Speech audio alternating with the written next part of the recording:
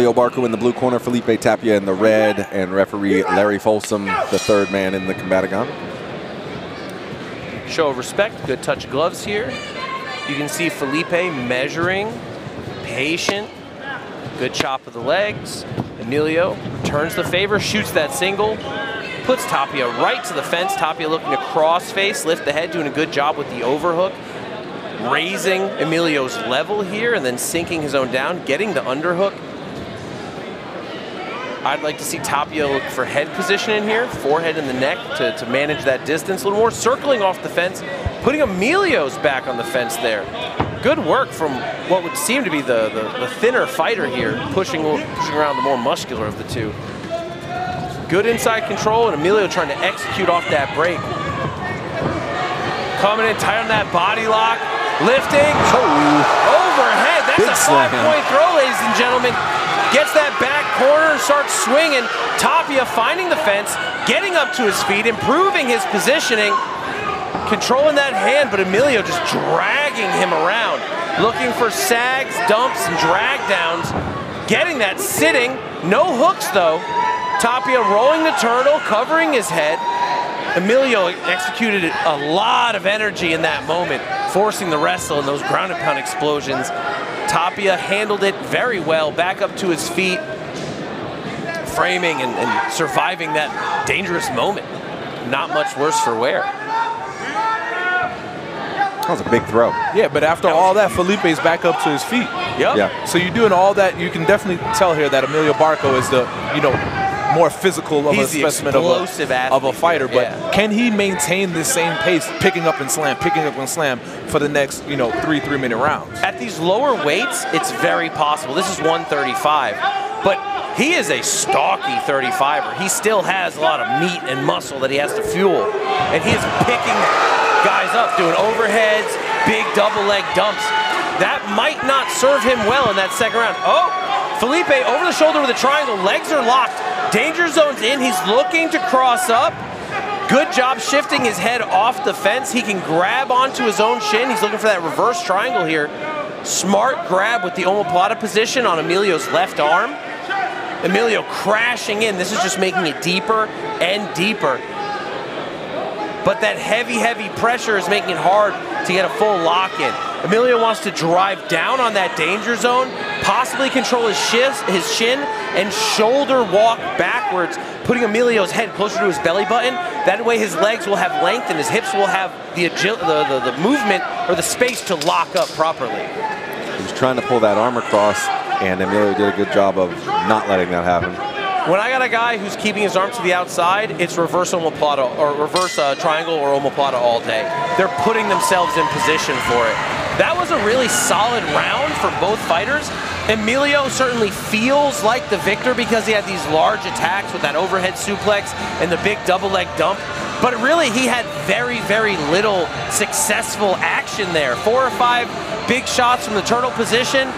And yes, Tapia was primarily on defense, but there wasn't a lot of damage done. So Tapia might come out this round a little more cautious on controlling that space in the middle, but Emilio's gonna try to blitz him again. The thing is, can Emilio keep the tempo that he's been up? Or will Tapia be able to take advantage of a possibly drained gas tank? Yeah, and if I'm Felipe Tapia's corner, I'm like, yeah, he took you down, but guess what? You got back up. A lot of times, sometimes you can tell when guys get those big, huge slams, they just take a breath just out of them. They just look defeated. No, as soon as somebody takes you down, pop right back up. Yes, that's the best time to get up on your feet. We see Emilio jumping around up and down. Tapia just chilling, awaiting the moment. I'd like to see Tapia more diligent on his lateral movement, circling to his power side, avoiding those big rushes. And then recognize when Emilio goes southpaw, he's gonna shoot. Like he is right now. Yep. He's waiting for it. You see the level change coming? Tapia keeps throwing naked kicks, so he is certainly inviting that. That he is. If you're gonna kick a wrestler, they've gotta be backpedaling. Emilio getting on the hips. Tapia doing a good job, banging around, stopping the takedown. Good frames.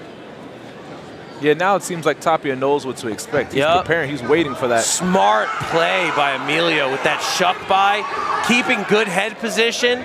I preach it so much, guys. Head position will win you the day more so than you imagine. Great shuck, head strip, angle change into the double. Tapia, big hips here, sucking it up, but Emilio just making it happen, muscling it out.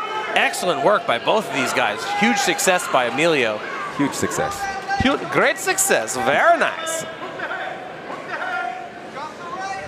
Good frames here by Tapia. Knee is already inside. You can see he feels the opening for that triangle still. Climbing on the left, that's gonna circle his head offline a little bit and should let him rotate. But he is holding Emilio's head down, which is gonna stop. Oh, triangle over the top, he shot it in. Tapia's got the danger zone again, and this time he needs to move his head away from the fence to close it up. Smart adjustment there on his part. Now he's just gotta free his hips back. Walk the shoulders, get away from the fence if he wants to make this happen. But Emilio gets out of it there, landing knee strikes from the side control. The fence as a grappler on bottom is always your enemy. There's so little you can do.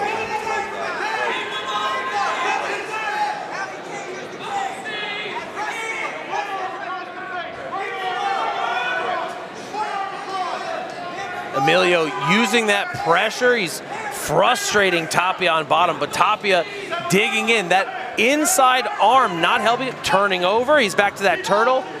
He's gonna look to build his base up, protecting his head pretty well. Back to his feet. Emilio keeping on him like a dog.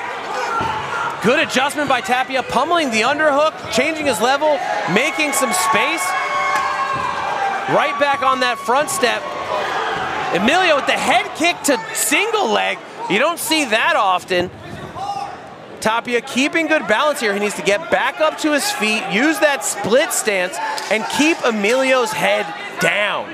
Every time Emilio is able to make great posture, he's having success. Keep his head down. Losers look down. Push his head into the floor.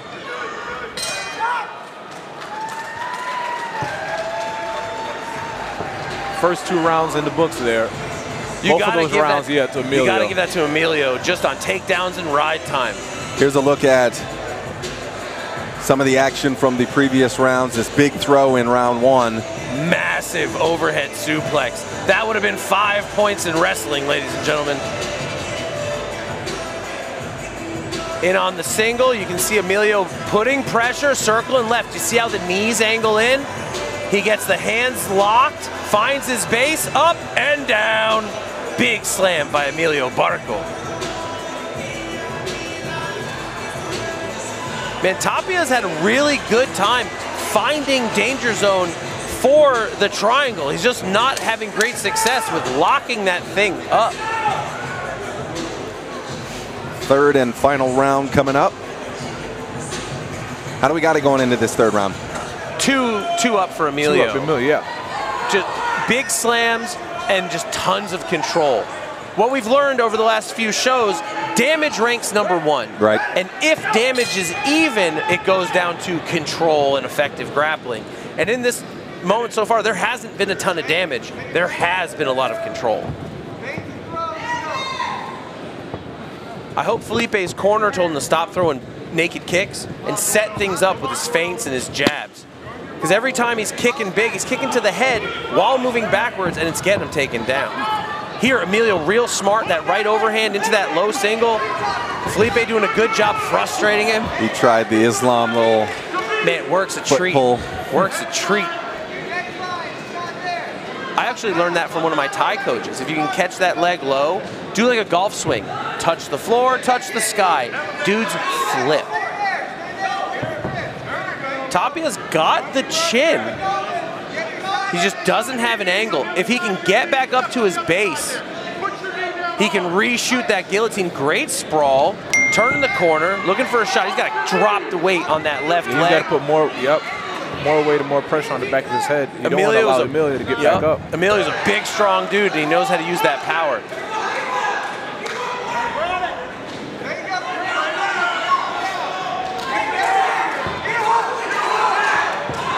Emilio in on the rear naked, no hooks, and that one gets the tap. Strong finish. Oh, kick up. Emilio Backflip. showing off kip up to backflip. All right, ladies and gentlemen, your referee, Larry Folsom, calls a stop to this bout in the 3rd round via rear naked choke for your winner out of the blue corner, Emilio Barco.